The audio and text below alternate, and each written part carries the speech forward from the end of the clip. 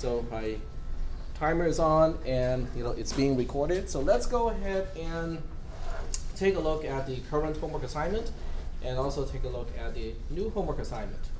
Before I go any further, so I'm just going to go do my own homework assignment, and then I'll show you what I'll be looking for when I grade it. Okay. So the first thing I will do is to pretend that I am a student of another name, because I already set up LibreOffice under my own name. So I'm going to set it up under a different name, go to Tools, Options, User Data. I'm going to change my name here, and I'll keep my last name, but instead I'll call myself Red, which is the name of my cat. One of my cats, 2 cats. This is the younger one. All right. So I'm Red, and I'm going to close LibreOffice. So I'm done configuring LibreOffice. So what I'm going to do is I'll do my own homework assignment. And I can still do it because I'm the professor, so it's still open to me. So I will right-click here, just like the instruction says, right-click, and then click Save Link As, so I can control where I save the document to. It typically will download to your Downloads folder, even in Windows, but you can actually download it to any folder if you use the right-click option in certain browsers. I'm going to save it into my Downloads folder, and it's done. And then I use LibreOffice to open it. This feature is only possible if you are installing LibreOffice permanently. If you use the portable version of LibreOffice, then you have to open up the application first, and then in the application, look for the document and then open it that way. But either way works. I tried the other way too. I tried portable apps, and it worked just fine. It preserved the user settings and everything else. All right, so now I have this open. The first thing I would do is I'm going to check the properties of the document. Okay, so right now it says it's created by TAC, and it's also modified by TAC. But both are, when I first assigned the homework assignment. It's actually before that. That's okay. I'm going to write my name here, R-H-D-T-T, Red, and my last name, and then my student ID. But since Red has a different ID, so I'm going to use this as the cat's ID, student ID. So I'm done here. I'm going to save the document. Now, when I save the document, I will close the document, and then I will upload it to the Moodle interface at this point. So when I get your document, I'll get pretty much the same document that I just finished, because it doesn't change the document at all. So now I'm grading the homework assignment. So when I grade the homework assignment, I'm going to obviously open the document again, and I know where to find it. It's in my Downloads folder, and this is the document. So when I grade it, I'm going to look. The first thing I do is I would look at properties and make sure that first, I'm still the person creating the document, and 2, it is modified by you.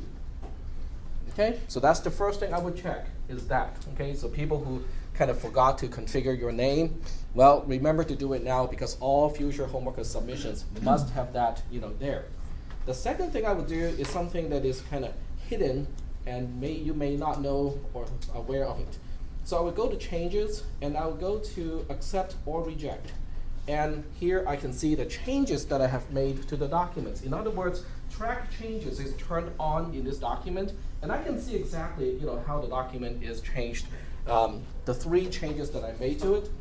In other words, I can even tell what time I did, and which cell was changed at what point. It's kind of useful that way. This is one quick way that I can tell whether a homework assignment is too easy or not. Because if I can see people are making multiple changes per second, I know the homework assignment is too easy. On the other hand, if the average is like 5 minutes between changes, then I think it is a little bit too hard. Right? A few seconds is probably right. Okay, a few seconds is probably right between changes. But in this case, because it's really simple, you can see that there are only like 5 seconds and 2 seconds in between, 4 seconds and 2 seconds in between, which is what I did because I was explaining along the way. So those are the things that I'll be looking for when I grade the homework assignment. You can actually download your own submission back if you want to double check it. Okay, you can see a link where you turn in the homework assignment. You cannot turn in another one at this point, but you can download the one that you turned in. So that way you can double check for yourself as well. All right. So that's the first homework assignment. I would like to go over this first, because we are going to talk about the second homework assignment now. The second homework assignment is called nested. And this is what it looks like. I'm going to make some changes here just so that the hyperlink is obvious. So I'm going to make some quick changes and change the hyperlink to something that is a little more obvious. All right, so let's go ahead and highlight it using a background color, text color, background color. Okay, so now it should be pretty obvious, where the hyperlink is. It is due in a week. This one is not as simple as the one before, so I would suggest everyone to start early. And if you have any questions, let me know. Okay. So once again, it is due in a week. It is due exactly at the time when the class starts. So I'll go ahead and just click on this file or right-click. In Google Chrome, if you click, it will download it first anyway, so it serves the same purpose. But in some other browsers, when you click it, it will open it but read only, so you won't be able to modify the document that way. So what I'll do is I'm going to change and magnify a little bit. This is the algorithm that I want you to trace for your second homework assignment. I know it looks kind of nasty, but it has, just nested, statements. We have x, which is initialized to 0 on line 1, and then as long as x is less than 20, we want to perform, the loop itself. Inside the loop, we have a conditional statement. So the conditional statement spans from line 3 to line 12. This is one single statement, which is a conditional statement. Within the conditional statement, we have two branches. One branch happens when x is less than 4. The other branch happens when x is greater than or equal to 4, when it is not less than 4. In the other branch, we initialize y first, and then as long as y is less than 2, we perform this part, which is another loop. So we have a loop inside the conditional statement inside another loop. Okay. Inside the loop, we have just assignment statements. The first one is effectively doubling the value of x. The second one is incrementing y as a counter. And then we have one little statement after the loop itself, and that's the whole thing. Sheet 2 is already prepared for you. We have comments as one column because you need that to keep track of the conditions. And then we have line number. We have variable x as well as variable y. So are there any questions about the homework assignment? Questions about the homework assignment? Yes? You said to make the document have your first and last name, and I had done that in the options and then going into those prefaces, but I couldn't see when I right-clicked and went into the actual file properties, my name as the author. I don't think it will show when you right-click. You have to go to File Properties to see that. Okay. All right. Yep. We need to be really explicit with our comment. We do need to put in the traces we've been going through in class, right? Yes, it will be using the same standard that I used in class. So it might be helpful to go over some of the videos of what I do in class. So I'll just be using exactly the same standard and the same method to grade the homework assignments. Yeah, you can have little things that are slightly different. That's okay, as long as it is not incorrect and nothing is missing from it. Okay. All right. In other words, instead of using a numeric 2, if you spell out TWO, I'm not going to complain. All right. So are there any questions about the homework assignment like this one? Now, for those of you who look at this and know, I can deal with this because I have some programming experience prior to this class, you can just go ahead and start the trace. Okay, that's no problem. If you look at this and go, I'm not quite sure, what this code is going to do or how it is structured, then you might want to go through what we went through last time to draw a picture first. Okay. Now I know drawing the picture is going to take you some time, but it also helps you understand how statements can be nested. okay, and how these statements, how one is contained within the other one, or multiple ones are contained within the other one. And you might want to draw the picture first, and then if you are convinced that you understand it correctly, then go ahead and trace it with the picture next to you to help you, understand the flow of the logic. On the other hand, if you think, well, I would try to draw a picture, but I still don't understand, how to draw that picture, then you can go through the notes again, or go through my, lecture recording again. If that is not helping, you can always come see me during my office hour, so I can try to explain things to you. Okay. Are there any questions? Yep. When is your office hour? My office hours are in the syllabus. It is on Monday, Wednesday from 8 to 9, and then on Tuesday, Thursdays is from 9:30 to 10:30. 8 to 9 p.m. a.m. a.m. Yep. What room? It's all in the syllabus. I It's haven't room got it. 7 in 133 Liberal Arts. Okay. So I strongly suggest you to read the syllabus again. Yep. Couldn't find your YouTube channel. Do you have a channel? Or? Some profs, SOMEPROFS. All right. I know this is circular reasoning here, but I'm putting it up here just so that you guys can see it. So we go to some profs, just look for some profs. And the first one is my channel. So click on my channel, click videos, which will list the video clips for all my lectures. It's sorted in a reverse order. So the first one you see is the last one that I upload. So the most recent ones are always listed first. All right. So that you might want to write on a piece of paper, because you have to watch the video to know where to find the video. So it's kind of like a chicken and egg problem. And which one comes first, chicken or egg? No. Neither. Come on, biology. Where does the change happen? If evolution is correct, where does the change happen? When the bird is growing up, or when the egg was formed? Both. Because the environment shapes the body. Like some people will have. But it doesn't change the genetic makeup. Yeah. So the answer of chicken and egg, which one comes first, is obviously the egg. Yep. I think it does change the genetic makeup somehow. It at least predisposes it to be changed.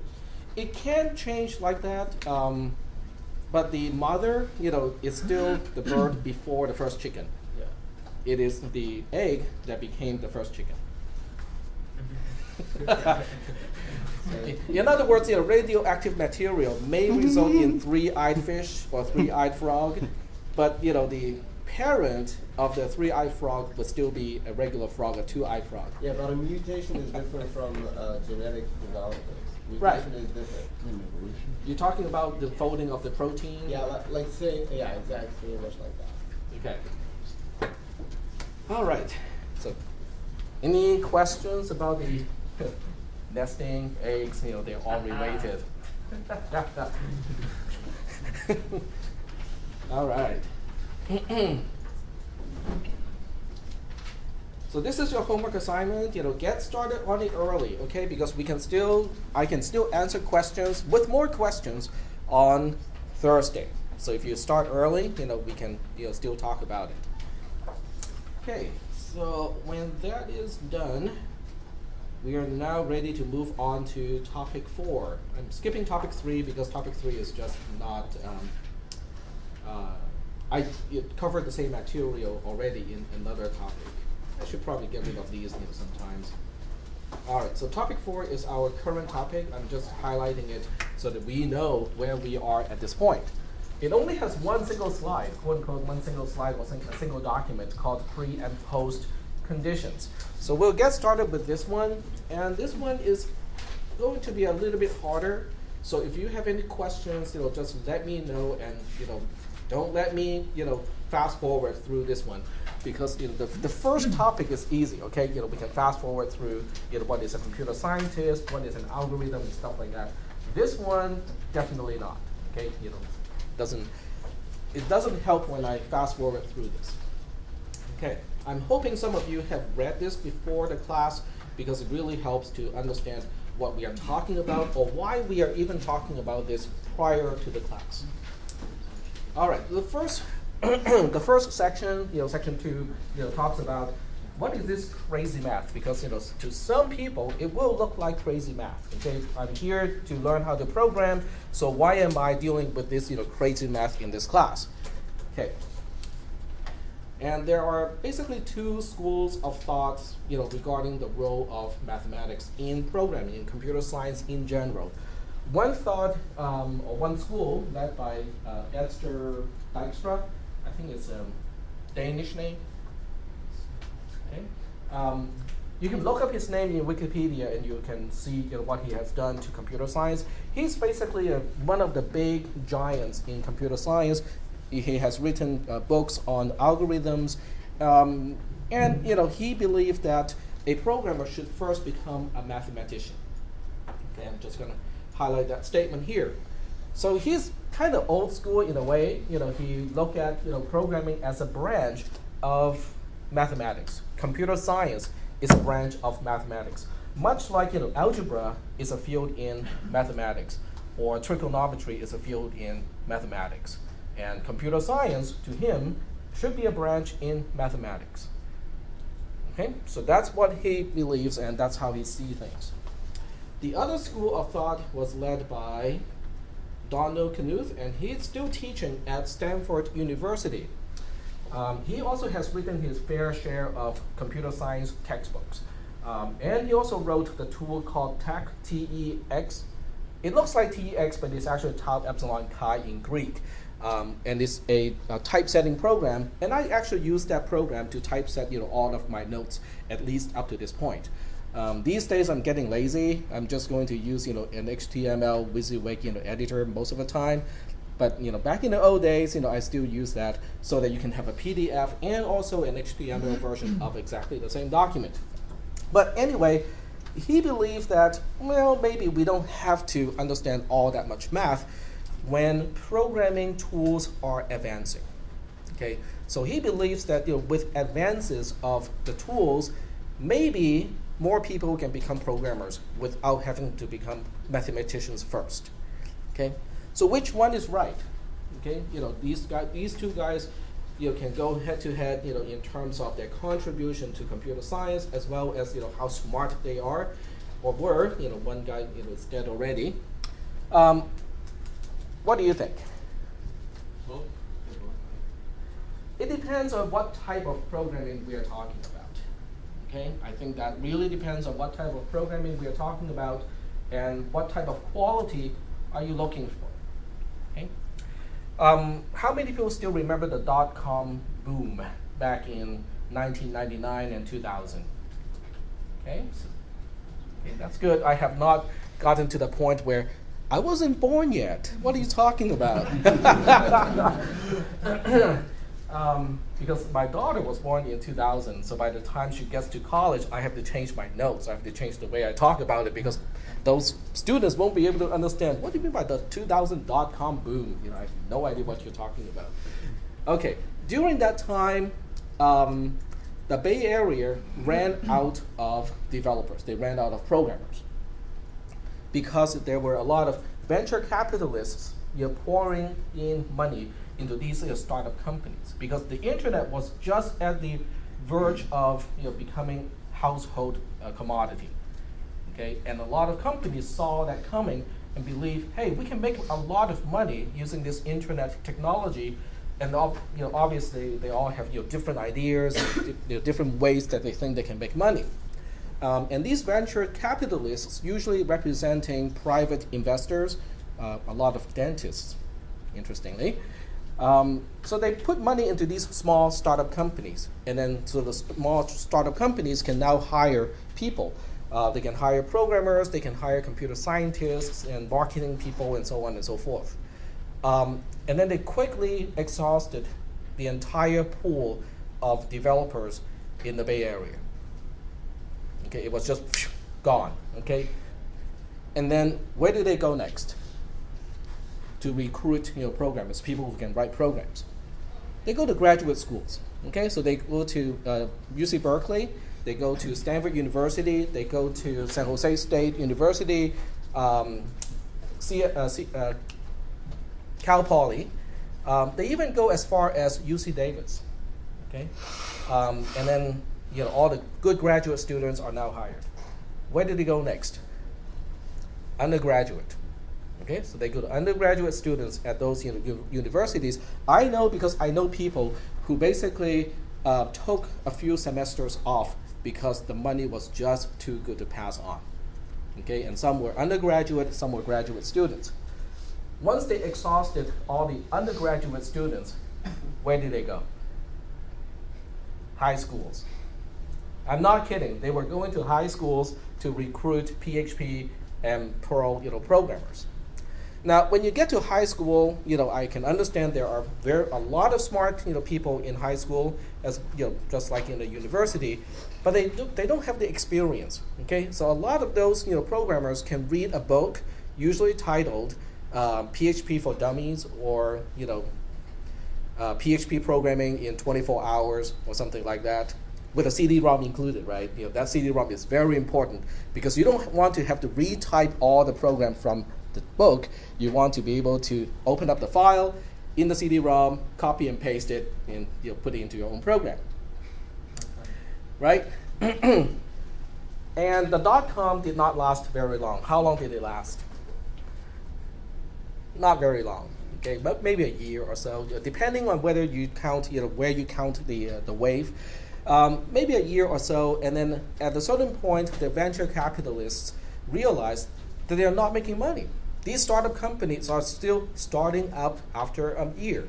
So they started to look at the investment and go, okay, if you don't show any promise that you will have a return and a sizable return too, I'm going to pull the funding. I'm going to turn off the switch. Okay, I'm going to pull the plug. And a lot of these companies got the plug pulled. And before that, time was good. Okay, who was a developer back then during the dot-com boom in this class? Okay, I was. I was, and I only had to go to the Bay Area once per week to go to a meeting. For the most part, I was just working on my own, and I was making, I think, $5,000 a month, and it was a quote-unquote side job. Okay, and I can just pace myself and work on the program. They were recruiting people from high school and basically promised them, you can have any office furniture you want. We'll have your breakfast, lunch, and dinner catered. You don't have to ever leave the office. You have backaches, we'll get people here to give you a massage.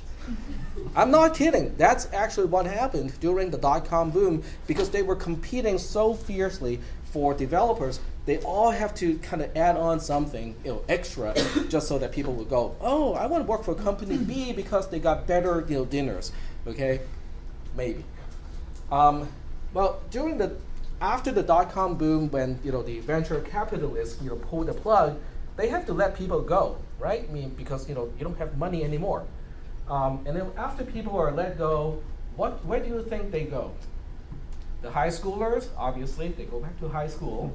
Undergraduates go back to undergraduate in universities. And graduate students back to the research that they were doing before. But there were a lot of developers who basically lost a job. They could not find another job at that point. Okay? So the question I want you to think about is, how is this related to what I just mentioned? Okay, you're looking at a very quickly downsizing company. Okay, big companies do not fold completely; they just downsize, like HP and some of the other companies. They just let people go, the entire division go. Okay, they don't close. So the question is, how do they decide who to let go and who to keep? That really is the question. Okay, skill set, very good. So how does that relate to this slide here? How do you think math is going to help? Somebody who uses Apache Commons versus actually writing out the algorithm? Well, they're going to keep people who can wear multiple hats, people who can troubleshoot instead of copy and paste from the book, right? And without a good, solid understanding of logic, it's pretty hard to troubleshoot programs. Okay, copying and pasting is easy. Okay, you go to the right chapter, it talks about things like, okay, this chunk of code is going to do blah. Okay, and you say, oh, I want to do that. Copy and paste. You might have to change a few variable names and a few other things to adjust for the program, but for the most part, you don't even have to understand what you're copying and pasting. But when there's problem, then you have to start to look into the code and go, okay, why is there a problem? Can anyone imagine or think about the most common problem coming from that sort of programming, copying and pasting, particularly to PHP, Perl, and other type of web scripts? You don't really know what it's doing. Well, they didn't know what they were doing, but it had a lot of downstream consequences. Yep. They all look the same, every website? They all look the same. They don't look the same, but inside they have the same engine. They have the same identical logic in the inside. What do you think? Okay, let's say you're writing a textbook. Okay, I'm writing a textbook, and I want to demonstrate a concept. Okay, this is how you query the database to get the payroll of employees in the last month. Okay, so every employee last month, this is how you formulate the query. This is how you relate it to the PHP script, and so on. Do you think security is high up? Is a high priority thing on my mind? It should be, but since I'm just writing a textbook and my focus is the database query and also PHP programming, I may not place security as a very high priority item. In other words, I will be writing scripts or example of scripts to illustrate the SQL queries, to illustrate the PHP variables, to illustrate all the HTTP related stuff, but not particularly secure. So now I have an army of programmers coming from high school copying and pasting my scripts onto actual published websites. What would be the downstream consequence of something like that? Lack of security. Lack of security. Okay, so what would you do if you were a hacker and you say, I really want to figure out a way to get into certain websites and get all the personal data. What would you do? I would read exactly the same books, right? I would read those books, titled PHP Programming for Idiots, or An Idiot's Guide to PHP Programming in 24 Hours, and stuff like that. And I would identify the security holes of all that code. And then what I'll do is I will, based on that information, I'm going to launch my attacks on all the different websites that I can identify. That actually accounts for a lot of security problems that we have these days. It is not the operating system on servers. It is not the database engine on servers. It is not even the programming language. It's not PHP. It is the scripts. Okay? Whoever wrote the scripts did not put security as a high priority item. And as a result, you can have a lot of exploits. You can have the most secure operating system. You can have the most secure database engine. It doesn't help in this case because the script itself is opening up all the security holes. Yep. So you're saying, using that same example, that if you are using some API, that if I know which one you're using, I can exploit your... It is not the API either. The API can be 100% secure. It has to do with the last bit of scripting, not checking certain things before passing the queries onto the database. Just look up, I'm not going to talk too much about this, just look up SQL injection, okay, and you will find, those particular problems, okay? And I know somebody's going to look it up and go, okay, I'm interested, I'm just curious. All right. Okay, so who do you think can solve that problem? People with problem-solving skills, okay? People with problem-solving skills can help with this, okay? They can even come up with tools that may be able to automatically go through websites and identify, security problems before it becomes an actual problem, okay? So that's why we want to talk about this, because this slide has to do with, how well do you know your code? Can you be sure that it is 100% correct? That is basically the question, okay? We talked about this already. And you will see this example again and again. But I just want to throw this out first so that we have an idea of what are we trying to accomplish. Okay. If we have two variables, x and y, this code seems to find the maximum and store that into Z. Right? I hope most of you still remember this because we used the same example quite a few times. Okay? In fact, up to this point, I cannot come up with a counterexample. In other words, I cannot come up with a value for x and a value for y such that this algorithm will give me the wrong result. But is that a proof that this algorithm is in fact correct?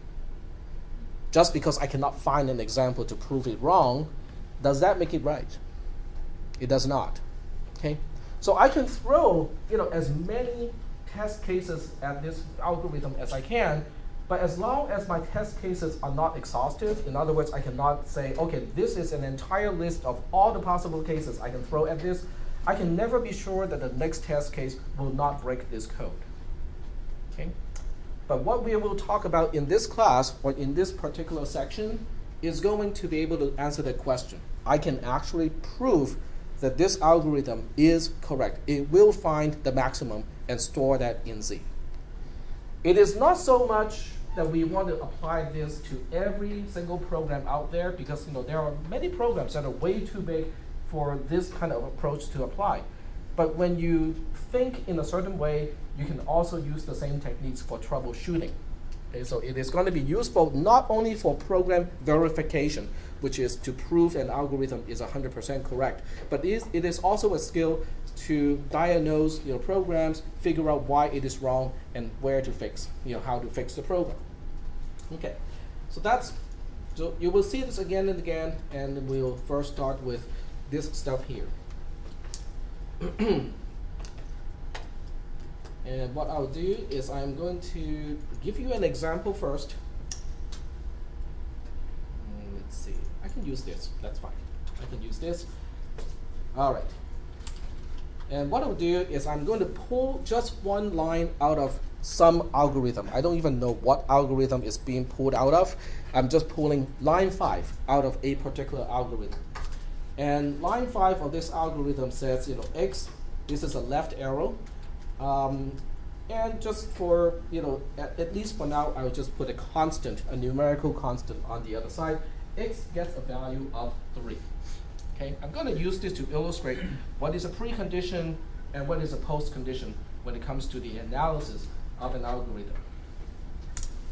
So when I say that the precondition of this line, okay, this is just a notation. When I say pre in parentheses 5, it is saying what is the precondition of line 5. Okay, so I'm going to write it down here too. I'm going to write it on the virtual whiteboard. This is the precondition of line 5 for all possible cases. Now, the qualification for all possible cases is very important. In other words, this is going to be a statement that applies that it has to be true for all possible cases. Every time I'm about to execute line 5, this condition has to be true. Okay? So we are not tracing anymore. Tracing is only for certain test cases. This is not tracing. This is actually saying, for all possible cases, if I am about to execute line 5, this has to be true. This has to be the precondition. So in this case, let me just say, in this case, okay, I'll just, in parentheses, assume the following, just for the example. I'm going to assume that, for whatever reason, due to the lines before this line, I know at this point, x is the same as, x has a value of 8, and y has a value of 10, and, a is greater than b. What this is saying is quite powerful, because what it is saying is no matter what test case you throw at this particular algorithm, if I am about to execute line 5, I know for sure that x has a value of 8, y has a value of 10, and A is greater than B. Even though I don't know the exact value of A or the exact value of B, I know that A has to be greater than B. Okay, so this is a precondition. It has to be true before I execute line 5. Why? Why this particular combination? I don't know, because I don't even show you. I'm not showing you the 4 lines before line 5 and all the assumptions before the algorithm even starts. So don't ask me why it is like this. I'm just saying that let's make the assumption it is like this. This notation here is basically indicating the post condition of line 5, and once again for all possible cases. And what do you think the post condition is?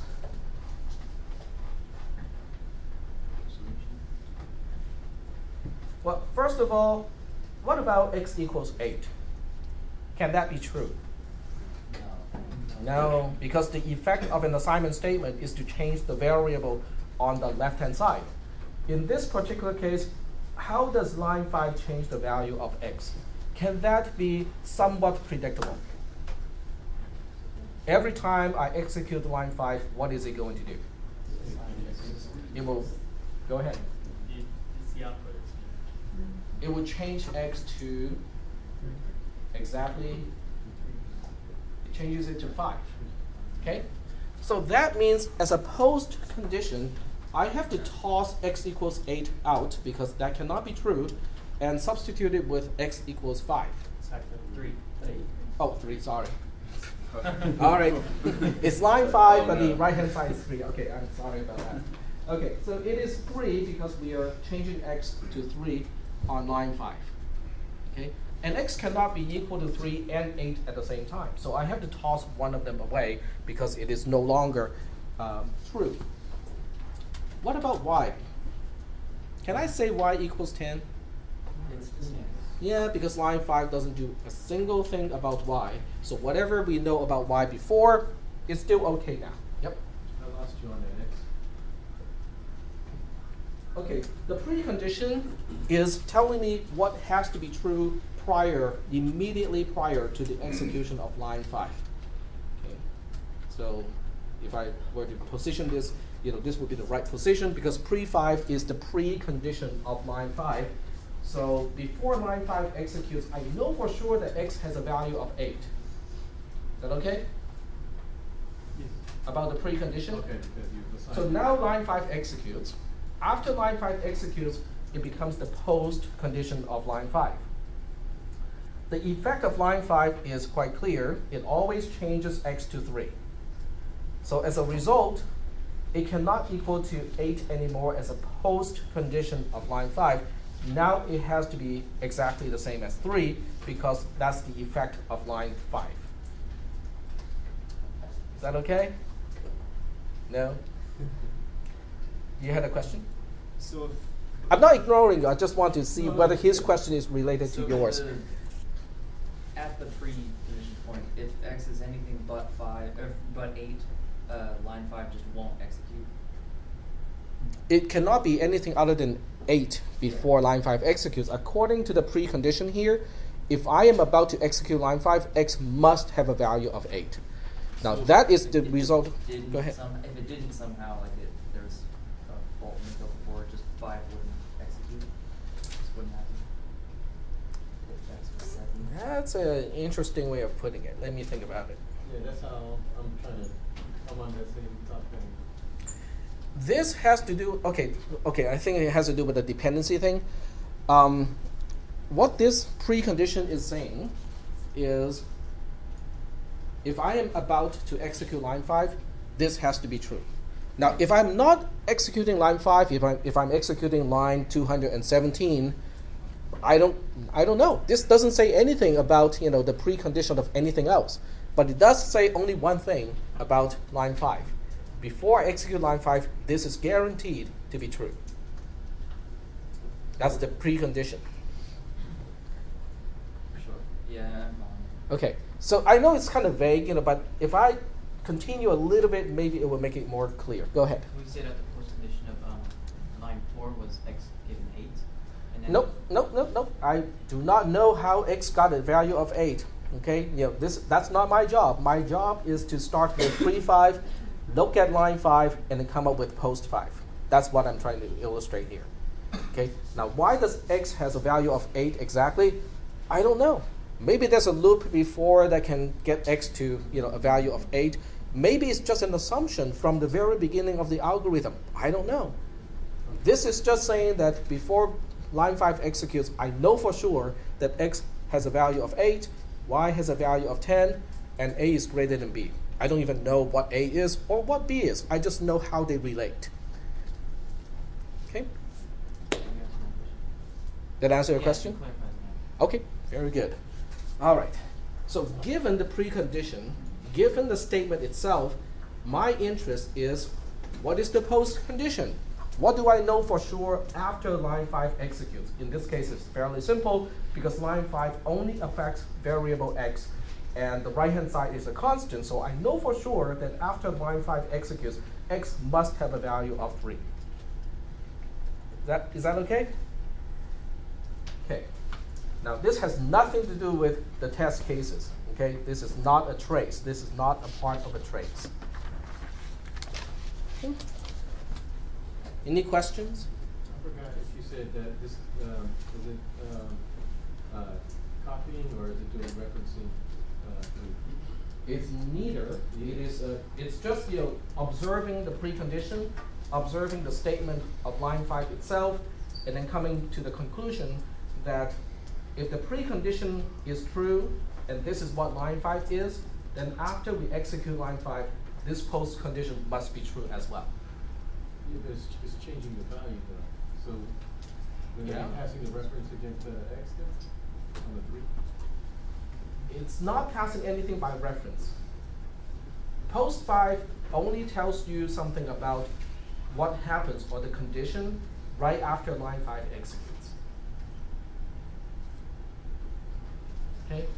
In other words, right now what it is saying, the highlighted portion, is saying right after line 5 executes, I know for sure that x has a value of 3. I know for sure y has a value of 10, and I forgot the rest of it, which is a is greater than b, because that part should not be affected by line 5 either. Yep. Does if A and B are independent from 3 or from? I don't know why I knew that a is greater than b, but I know for sure that if a is greater than b before line 5, it has to be a has to be greater than b after line 5. That is the most important part. Okay. Are we still doing okay so far with this example? Okay. Yep. I'm gonna have to go back to my question. Because we assume that x equals 8. Say a equals Right before line 5 right before line executes. 5. Yeah. Right. So assume that x equals 8, and say in the code or somewhere above it says that a equals 2x makes it 16, and then b equals half x, which makes a superior to b.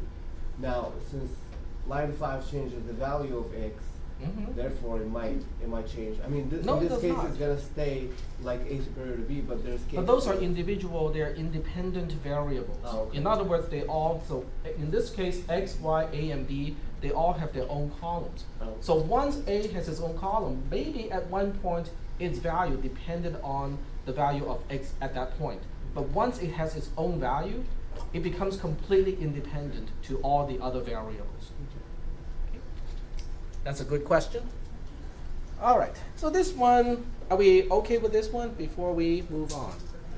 Okay, so let's take a look at another example that may seem a little bit strange.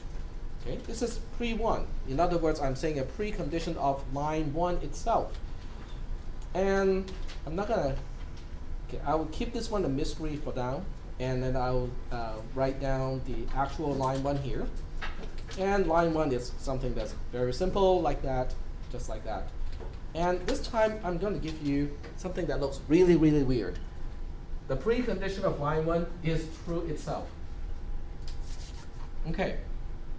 If I just tell you that the condition that has to be true before line 1 executes is true itself, do I know anything about the variables?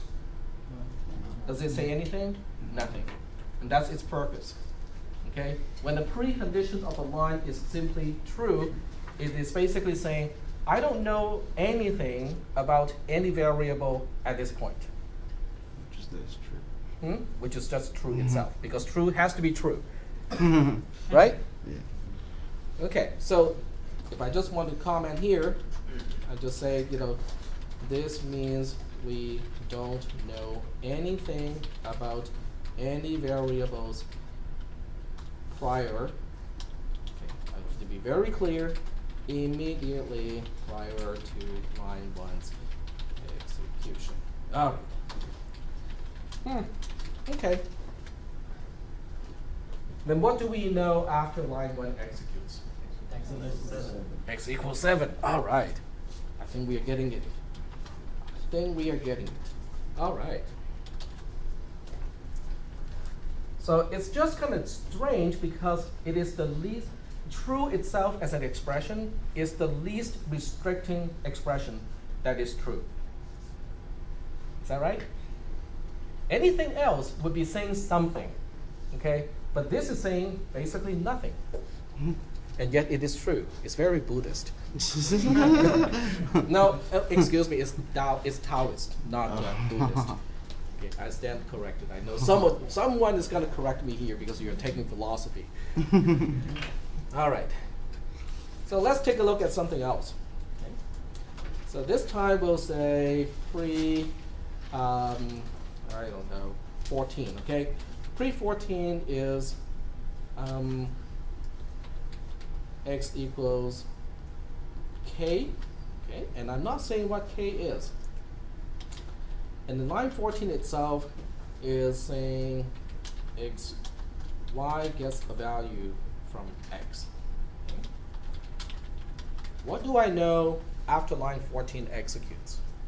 Now this one is a little bit different from all of the other ones because I'm not giving you actual concrete numbers to work with.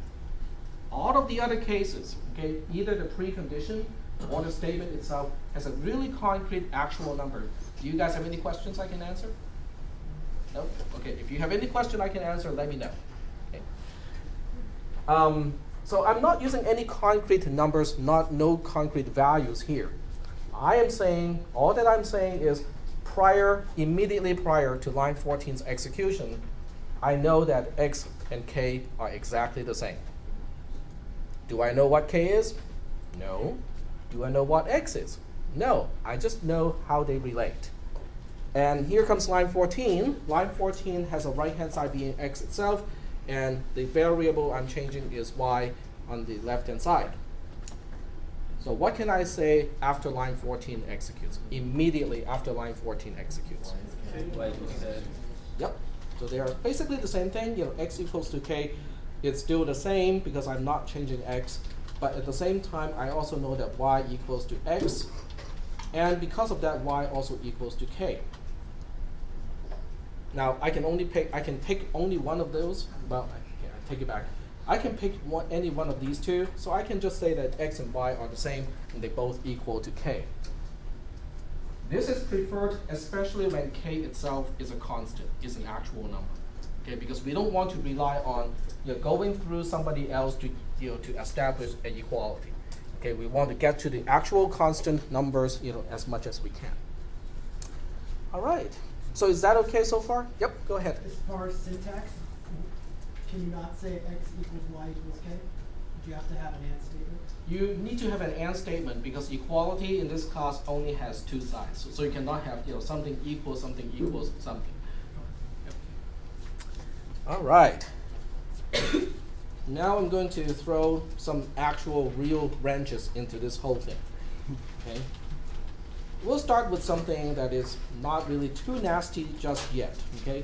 So we'll start with something that is the same as the one before, except in this case, the line that is in question looks like this. X gets x plus 1.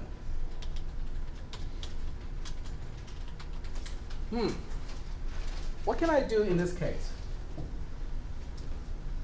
Immediately prior to the execution of line 11, I I know for sure that x has the same value as k. Line 11 itself is going to increment the value of x.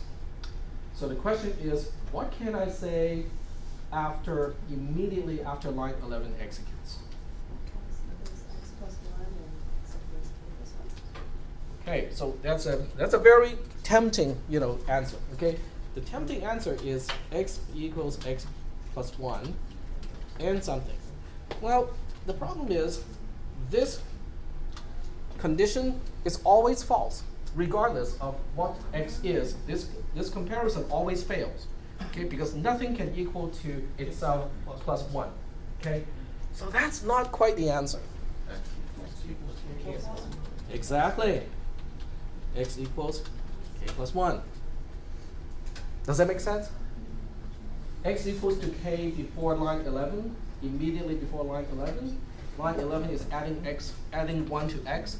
So immediately after line 11 executes, we know that x must be k plus 1 because it was k before. I just added 1 to it, so now it must be k plus 1. Whatever k is, okay? The precondition doesn't say anything about k, but that's okay because I can still say something about x and k as the post condition. Okay, so we are just going through examples here to illustrate the basic concepts. Okay, so are you guys still doing okay so far with the assignment statements? Okay. Gonna throw another wrench at you this time. So this time what I'll do is I'll give you the post condition, the statement, and you tell me what the precondition is. So we're just reversing things a little bit. Okay. So this time let's say we have line 8. Okay, so line 8 is y gets y divided by 2. And then the post condition is, at this point, right after line 8 executes, I know that y is less than b. Okay, so it's not even the equality. I just know that y is less than b as a post condition. So the question now is, can I say anything about the precondition, or do I have to default and say, we know nothing at that point because there's nothing I can deduce from the end result? Well, obviously, if that were the case, I wouldn't be asking you. Okay, so let's think about this, okay? After line 8 executes, I know for sure that y is less than b, whatever b is. I don't even know what b is, but I know that this is how they relate. Line 8 is basically halving the value of y. So can I do something about that so that I can still say something about y and b as the precondition of line 8? Y inferior to 2b. Y inferior to 2b. Y is less than 2b. You're close. Y is equal to 2y? There's no equal. I cannot turn something that's less than into equal. Or So it's still less than. is equal to 2 times y. Okay, the effect of y is halving, right? It's chopping it in half. So after I chop y in half, it is less than b. So what can I say about y before I chop it? I think you got it earlier. Y is less than 2b. Okay? So y is less than 2b is in fact the answer, or 2 times b if you want to be exact, or use the syntax. Let me think. I'm confused myself too. So I know the 2 times has to go to one side. I just have to figure out which side. I think this is the right side. Okay, how do we check? Okay, that's the other thing. How do we check this actually makes sense? Well, you plug in values. Okay, you plug in 5 to y and then 3 to b. Okay, that would make this true, right? Okay, so I'm just going to use square brackets here about the assumption. Just for checking. Okay, this is just for checking. It's a sanity check. So y equals 5 and b equals 3 will definitely make this condition true because 5 is less than 6. Is the post condition true? No. No, it's the other way around then. Yep. I think I'm pretty sure 2y is greater than Yeah, 2y is greater than b is correct. There you go. Now, why would I want to do something like this? Given the post condition and then go backwards to figure out the precondition. That's how we would check. That's how we check. Yeah, You're on the right track. That's how we If we were going check. back through the code, we would have to sort of undo it to see if the beginning. Especially when your code has bugs. Okay, exactly. In other words, you write a program, and then at some point the program crashes. Okay. So when your program crashes, there are utilities that can help you capture the values of variables when it does crash. Okay, and it can even tell you on which line it crashed. Or you can stop the execution of a program at some point, and then you inspect the variables and you say, something is not right at this point. Okay? How do you fix your program? In other words, if I look at the execution of a program, okay, I'm just going to use Inkscape to illustrate this. All right. Because I want to explain the rationale of why we are doing this instead of just what we are doing, because otherwise it would just be kind of boring and dry and not really useful. Okay, so this is the beginning of the execution of the program. The program executes, this squiggly line represents its execution. And at some point, which is, let's say here, I'm going to use a circle to represent the point where you find out that the program is incorrect. Okay, it's not doing something correctly, but you only realize it at this point. Okay, in other words, your program has a bug. Okay, it has a defect. It is not doing what it is supposed to. But the mark here, the black dot, is only representing when you realize something is wrong. Okay, so the problem may be right there, or the statement right before this one. It can also be way back when. Do you guys understand what I'm saying? Okay, it's just like you're driving down the highway, and then at some point your oil pressure light turns on, okay, or low oil pressure light just turned on, so you know your car is running low on motor oil pressure. Okay, but do you know why it's running low on oil pressure at that point? You just know there's a problem, right? That's what we are at this point.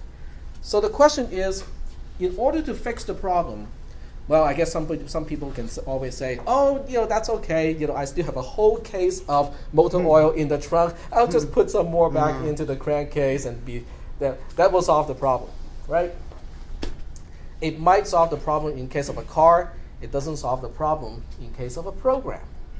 So in order to figure out why you have a low pressure, low oil pressure, you have to kind of track down where the problem is. But the problem may not be the last 5 miles that you have driven. It may not be the last 100 miles that you have driven. It may be something that happened maybe 400 miles ago. Is that okay? So in programming, how do we go back in time in order to figure out, oh, okay, my program has a problem at that point. At this point here, you can figure out let's say we make the assumption that you can know the value of every single variable in your program at that point. But it doesn't tell you anything about the time before. Okay? In other words, if I use this bubble to represent another point in time, let me change the color of that, just so that we know it's different from the other one. Just turn off this. There we go. Okay, so the red circle, let's say it's representing where the bug is. This is where the problem happens. Okay, and now you can see there's a little stretch of execution between the red dot and the black dot. The black dot is when you notice something is wrong. The red dot is when it actually goes wrong. The question is, you are here. This is where you are when the program crashes. How do you backtrack all the way to this point here and say, oh, so it is line 1417 that is causing the problem that caused the symptom to happen at the black dot. That is the question. That is debugging. And do you think what we just talked about might be able to help? Maybe not too far, but it can help a little bit. It can go back a little bit. That is the other reason why we talk about pre and post condition, because I want you guys to think about the program's execution and be able to backtrack and also go forward in both directions as much as you can, because that's what you need in order to diagnose problems, to figure out why your program is not running correctly. Where is that problem? Unfortunately, when you program in C, there are cases where this dot is all the way up here. And that line is way longer than what it is. Okay? So there are programs that can be written in a way where the symptom is so far away from the cause of the problem that it is really, really hard to figure out why the program is not behaving. Okay? But most problems can be traced like this, because hopefully the red dot is fairly close to the black dot, and we just have a little stretch of road to backtrack to find out where the problem is. All right? Yep. Did you pass around the roll sheet? Yes, I'm going to do it now. Thank you for the reminder. I think this is pretty fair. At about 20 minutes before the class ends. I heard the bell ding and I was like, oh yeah, should probably get on that. Okay. Yep, go ahead. Which would be the best way to troubleshoot? Is it to start from the start or just to roll back? I would definitely take a look at the symptom and collect as much information as I can at where the symptom happens. If your program is misbehaving, the first thing you want to do is to double check and see whether it is reproducible. Okay, a reproducible problem means when you're given the same conditions, you perform exactly the same action, it always causes the same problem to happen. Okay, that is a very good thing. Consistency makes debugging easier. There are problems out there where it is no consistency. Okay. Especially in robotics and real-time programming, where you have things happening that are quote-unquote asynchronous to the execution of the program. Okay? So when you have that sort of thing happening, it is possible that your program will run just fine for years. And then something happens. Okay? And then something happens after 3 months, but the symptoms do not seem to be related. And then it happens again in the next 3 minutes, and the symptom yet again is different. And then it doesn't happen again for the next 5 years. There are problems, there are bugs or programming logic errors like that can cause that to happen. Okay? Very few people have to deal with it, but it doesn't mean that it does not exist. Okay? All right, so now we can kind of go back to our pseudocode here. And I'll just give you guys, a conditional statement, and you can tell me the pre and post conditions, with respect to the conditional statement. And in fact, what we'll do is we'll use our example here. So what I'm doing right now is just reasoning things out by saying it. I'm not using any formal procedure to do this. I'm going to do this because we are familiar with this code already. So I want to use this to just reason out the pre and post condition thing. Okay. Can someone remind me what this code is supposed to do? Have we talked about it before? Find the maximum and then put it into Z. Okay, very good. That's exactly what it's supposed to do. So now we want to see whether it is going to guarantee to get that done and nothing else. Okay? Okay. When you're writing an algorithm that says, given 2 variables, it will find the maximum and then store it in Z, am I making any assumptions about X or Y? I'm not making any assumptions, right? I'm not saying that, oh, X must be greater than 0 and Y must be less than 0. I'm not making any assumptions. And once again, how do I express that and say there's no assumptions made whatsoever about any variables before this algorithm executes? True. The precondition is true. I'm not saying anything about any variables. So that means the precondition is true. Okay. Now we have a problem because there's no post 1. It doesn't make any sense to have a post 1 because line 1 has 2 ways to go. So when you say post 1, it is not clear which way we are talking about.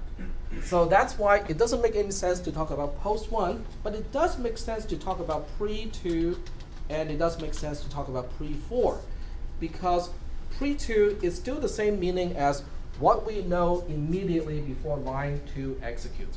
Pre-4 still means what do we know immediately before line 4 executes. So in a way, pre-2 and pre-4 are quote-unquote taking the place of post 1, because there are 2 ways to proceed. I cannot just say post 1. I have to say, on this side, what do we know before that branch executes? On this side, what do we know before that branch executes? Is that okay? Kind of?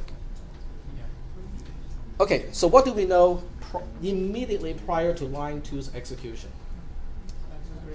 X is greater than Y. Okay, then x is greater than y. Right? Because if x is not greater than y, I would not have followed that branch. I would not be about to execute line 2.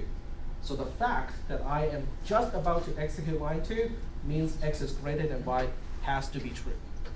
But what is that pre-1 doing here? Why do I stick pre-1 into this whole mix? Okay, now pre-1 is just a general precondition that states this has to be true prior to the execution of line 1. Between line 1 and this point, did I have a chance to change anything? No. So that means whatever is stated to be true in pre-1 still has to be true at this point. And that's why I preserve pre-1. Okay? But isn't that going to mess up things? I mean, well, let's take a look. Pre-1 is true itself, so it becomes true and x is greater than y. Is there a way to simplify this? X greater than Y is true. It's just x is greater than y. Okay? But how do we go into here? How can we make this simplification? Well, it all has to do with the truth table. Okay? Remember how we defined conjunction? Let me just kind of remind you how we define conjunction. I'm going to put it down at the bottom here. When you define a logical operator, you can always define it in a table like this. Okay? Conjunction has a left-hand side, has a right-hand side. It has 2 values to process, and it gives you a 3rd value as its result. So this is what I'm doing here. This is the left value. This is the right value. And this column represents the result of the conjunction. Can x be 20? Can x be a name? This is a Boolean operator. This is a logical operator. What is the restriction when you're dealing with conjunction? Each side has to be true, false. Okay, it has to be a Boolean value. It has to be either true or false. So x can be true. It can also be false. Can it be anything else? Can it have any 3rd value? No, can only be one of these 2. While x is true, what can y be? 20? No. It can be true. It can also be false because x and y are independent variables. So that's why they can be, their values do not depend on each other. And the same thing when x is false, y can also be true. It can also be false. True and true is true. True and false is false.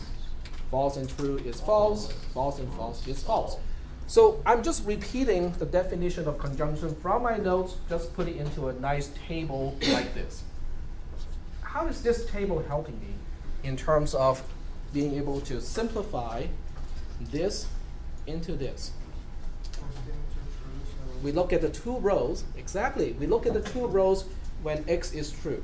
Okay? We look at this row, and we also look at this row here. And conveniently, they are right next to each other, so I can just highlight both of them. How are these 2 rows related to what we are talking about? Because we're combining two statements with an and, so putting it into conjunction, and the first statement is true, and the second statement we've evaluated as true. So therefore, we can simplify it down to be the conjunction of true. Yep, exactly. The conjunction of true and something is quote unquote that something. Have we seen something like this in mathematics, in arithmetics? Come on, multiplication. Yeah, multiply. 1 times whatever is whatever. Okay? And we have a similar thing like this for addition. 0 plus whatever is whatever. Okay? It's the same thing here. True and whatever is whatever. And that's how we can make the simplification here. Going from here to here. Okay? Can someone kind of guess the name of this kind of algebra? It is algebra, but it's not your typical algebra. It's the identity property? It's the identity property, but of which algebra? Because we have different types of algebra. We have, linear algebra. We have the quote-unquote usual algebra. We have abstract algebra. And this is, I used that name once already. It is the last name of a person. Boolean algebra. This is called Boolean algebra. Okay, so Boolean algebra is an entire algebra that deals with the manipulation of Boolean operations. Okay, and those of you who want to become computer engineers will have to deal with that a lot. Okay, pre-for is almost the same thing with one little twist. It's just a negation. Because if I am, okay, let me show the original code so we know the context of this. Okay, if I'm just about to execute line 4, I know that I'm going to the else branch. But if I'm going to the else branch, I also know the condition has to be false. So that's why the precondition of line 4, which is saying what do we know for sure prior to the execution of line 4, we can say whatever is in pre1 still has to be true because I didn't have a chance to change anything. But the condition of the conditional statement also has to be false because otherwise I wouldn't be taking this particular branch. Okay? So that's why I put a negation before x is greater than y. And then we have the same situation as before. We have x. And in this case, I would just say x is less than or equal to y, which is the same thing as saying it is not the case that x is greater than y. And then we just have x is less than or equal to y. Are we still doing okay so far with this logic here? Okay. What is post 2? I think we got time to finish this whole thing. Let's take a look at post 2. Line 2 is just copying the value of x to z. That's all it's doing. Pre2 is saying, oh, we know that x is greater than y immediately prior to the execution of line 2.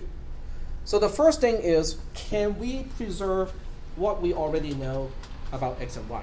Can I at least start with x is greater than y as the post condition of line 2? Did I have a chance to change x or y? No. So if I knew that x was greater than y before line 2, and I did not have a chance to change it on line 2, it still has to be true.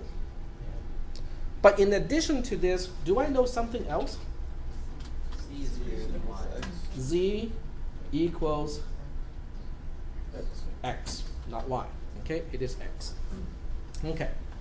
So using the same rationale, we can say something about post 4, because line 4 is not changing x or y. So if I knew that x was less than or equal to y, then x still has to be less than or equal to y. But I know something else because the assignment statement is copying the value of y to z. So immediately after line 4 executes, I also know that z is the same as y. Is that okay? So we're getting pretty close to the post condition of the entire thing, right? The post condition of the entire thing, which has the unique name of post 5, because this is the post condition of line 5 itself, which is also saying, when we exit from this conditional statement, what do we know for sure? Now it is going to be a little bit interesting. Yep? Yeah, it's either post 2 or post 4. It is post 2. It's not either. It's just post 2 or post 4. Yes, sorry. Okay, that's no either. post 2 or post 4. Okay, hold on a second here. That's not immediately clear to me. Why is that the case? Okay, so let's draw the picture again. And let's see here. Inkscape is here. Start a new document. I'm just going to draw the picture just so that we can look at the picture and analyze what we are coming up with at this point. Zoom in just a little more. There we go. All right, so I'm going to draw the typical picture of a conditional statement. And hastily too. So it's not going to look very good, but close enough. All right, there we go. It's kind of ugly, but it serves its purpose. All right. So what we have here, I'm going to label the pre and post conditions here. Pre1 is basically saying, what do we know for sure at the entry point of the entire conditional statement in this case? Okay, it is true, which means we don't know anything about any variables. Pre2 is basically labeling this part here. Prior to executing the then branch, what do we know for sure?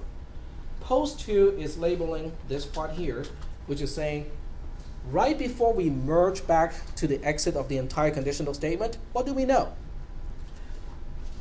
And we have the matching pre-4 and post-4 on the other side. The rationale is exactly the same. So the big question is here, after the two paths merge, what can I say for sure? Well, unfortunately, I'm drunk when I'm going through this maze. So when I land on line 5, I cannot remember which way I came from.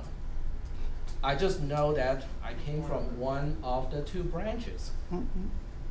Well, but hold on a second. Even if I knew that I came from one of the two branches, I can still say something, can't I? Because I know that if I came from the left branch, then post 2 has to be true. If I come from the right branch, the else branch, then post 4 has to be true. So I know at least one of these two post conditions has to be true. Is it possible for both of these to be true? No. Absolutely. Well, not in this case, but in general, for any conditional statement, the answer is yes, they can both be true. In this case, it is not possible. But it can be. But it can be at some point. In general, it can be. It depends on the conditional statement, and that's why I cannot use either or, because if I use either or, then I'm saying that only one can be true, but the other one has to be false. But if I use the regular or, I am simply saying at least one of these two has to be true, but they can both be true. Now, are we still doing okay so far with this picture? Is that helping? Okay, put in labels, in the picture, of the pre and post conditions. Okay, so getting back to our, notes here, we can now, basically just use copy and paste. This is one of the very few cases where copying and pasting is okay. Okay, so we have post 2 is being this, and then post 4 is this. Okay, well, now that we have post 5, is post 5 you really saying that z is the maximum of x and y? That really is the question. How would you state that z is the maximum of x and y? So I'm going to roll this one out of the screen. I know you guys are copying. Okay, I'll let you guys copy a little bit, and then we'll kind of focus on the question of how do we mathematically express that a particular value is the maximum of two values. Okay. Are we okay? Okay. And I know I'm running out of time, so we probably have to continue this on Thursday, but I want you guys to think about it at least. Now, what we usually do is to say z is the maximum of x and y. We state it like this. But what if I do not allow you to use the quote-unquote max operator? Instead, you can only use comparisons, like greater than, less than, equal to, that sort of thing. And also the logical operators, not, or, and. Okay, what if you are restricted to only use those particular expressions in order to say that z is the maximum of x and y? How would you do that? So I'll leave this as our brain teaser for today, and then on Thursday I'll come back and tease you guys some more by giving you the answer.